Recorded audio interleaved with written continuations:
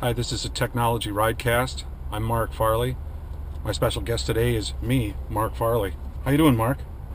I don't know why you bother doing this. I mean, what's the point? We're the same person. Everybody knows it. It's just weird. Yeah, right. I know. I get it, but it's kind of, it's kind of a nice thing to just, look like it's real. Can't you just go along?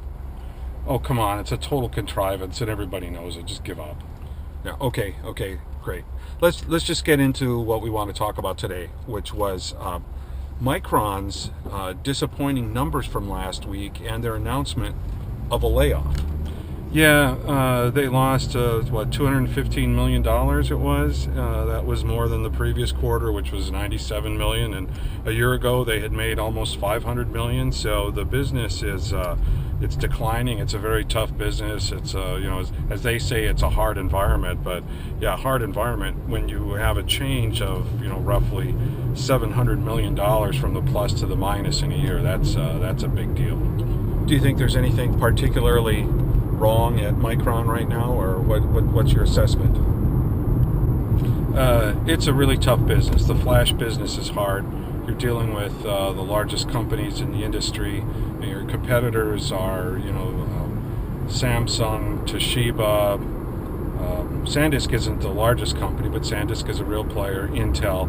When you're dealing with industrial giants and industry insiders, and it's hard. And Micron has sold a lot of DRAM, and then the market has been shifting to flash. Well, we've got friends there, and have you heard anything about whether or not this is going to affect them?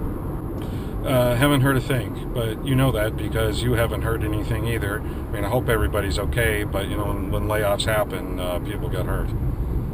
What do you think the fundamental problem is here? I already talked about it, right? The problem is that Micron is having to shift its manufacturing process from DRAM to NAND, and they're competing with big competitors that can make lots and lots of product. This is a commodity business, so you have to be able to make at high volume and low cost, and that's tough. It doesn't appear that Micron's been able to do that and compete effectively against the likes of Samsung, Toshiba, SanDisk, Intel, those folks. Intel announced a big layoff just a few months ago, right back in April. Yeah, right. And fundamentally, the problem for Micron with its DRAM business and for Intel is that the PC business is going away, right?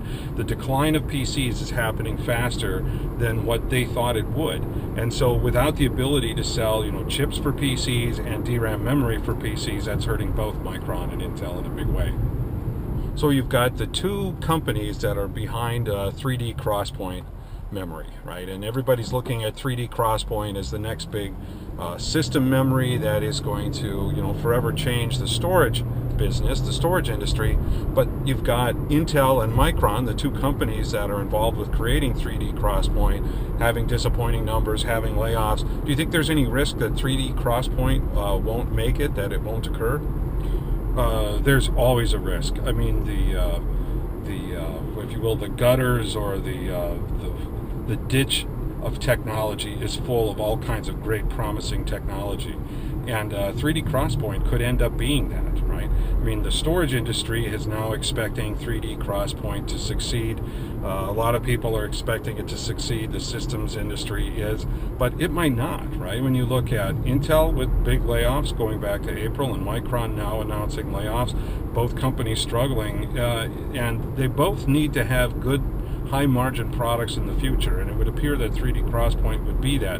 But anytime you've got something that even smells like a science project, and you have to admit 3D XPoint smells like a science project, and if that doesn't make it, if either of these companies stumble, another manufacturer could come in with something similar. Everybody could just say, you know what, we're just going to use NAND flash and NVMe, and that'll be it, end of story, because it's cheapest and it's good enough. If you end up in a situation where good enough wins, it doesn't matter how great the next big innovation is. Well, this is great, Marc. Thanks a lot. Thanks for having me on, or you on. Catch you later. Yeah, who had who here? I don't know. See you later.